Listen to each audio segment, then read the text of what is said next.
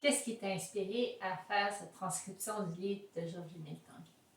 Quand j'étais étudiant au Conservatoire de musique de Gatineau, j'ai découvert la musique de Georges-Émile Tanguay et j'aimais beaucoup son style très lyrique. Et j'ai découvert qu'il y avait une autre œuvre pour orgue, autre que la fameuse prière qui est très connue. Et je suis allé à Québec dans les archives à la recherche de ce livre pour orgue, mais malheureusement, il n'y avait pas la version pour orgue. Il y avait seulement la version pour orchestre à cordes. Donc j'en ai fait une copie. Et ça, c'était au début des années 2000.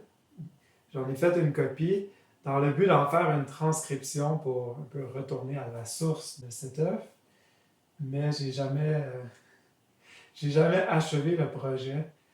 Je réussissais pas à voir comment cette œuvre pour orchestre à cordes avait pu être à l'origine une pièce pour orgue.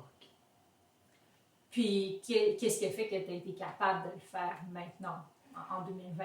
Comme on joue en duo, j'ai décidé d'en faire une version pour orgue à quatre mains et là, c'est devenu plus clair comment c'était possible de transformer cette pièce pour l'orgue. Mais c'est-à-dire qu'à l'origine, la pièce était pour orgue. Donc, elle était pour un organiste seul. Donc, est-ce que tu es en train de dire finalement que la version pour orchestre à cordes était plus riche? Donc, la version qu'on joue à quatre mains serait plus riche que la version originale. Ben, en fait, on a découvert ça plus tard parce que j'ai donné un concert au mois de septembre à l'église Notre-Dame de la Guadeloupe, à Gatineau. Et à ce moment-là, j'ai rencontré le petit-fils de Georges-Émile Tanguay. Et je lui ai parlé de ma transcription, du fait que j'avais transcrit ce livre pour orgue. Et puis le petit-fils de Georges-Émile Tanguay m'a dit qu'il avait des partitions chez lui de son grand-père. Et il a regardé dans la boîte et il a trouvé un manuscrit de la version originale pour orgue solo. Il m'en a envoyé une copie. Donc, comme ça, j'ai pu comparer la version pour orchestre à cordes et la version pour orgue originale. Et la version pour orchestre à cordes est effectivement plus riche. Il y a un contre-champ à un endroit qui est ajouté, qui n'est pas dans la version originale. Ben, c'est sûr qu'à quatre mains, on peut se permettre de faire des choses qui n'existent pas quand Ben, on joue. qui est pas possible de faire techniquement quand on a seulement 10 doigts et 2 pieds. Bon. Georges-Émile Tanguay était organiste à l'église de l'Immaculée Conception à Montréal. Aujourd'hui, il y a un orgue Becquerel à traction mécanique. C'était évidemment pas l'orgue qui était là à l'époque.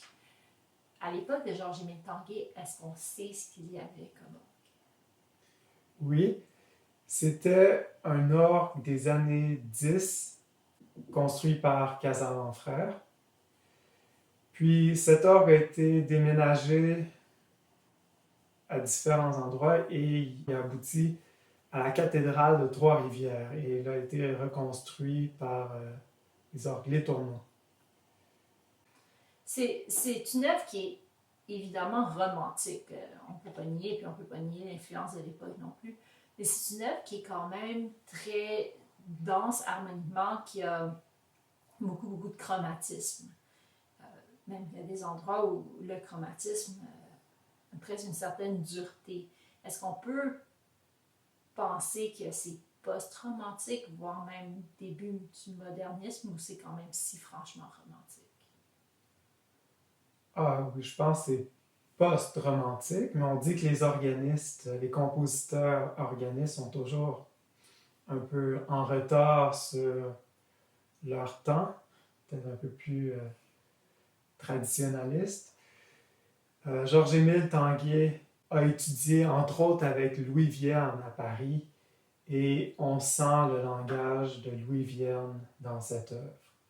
Alors, on vous invite à écouter notre vidéo qui va être publiée sur notre chaîne YouTube le 30 novembre 2020.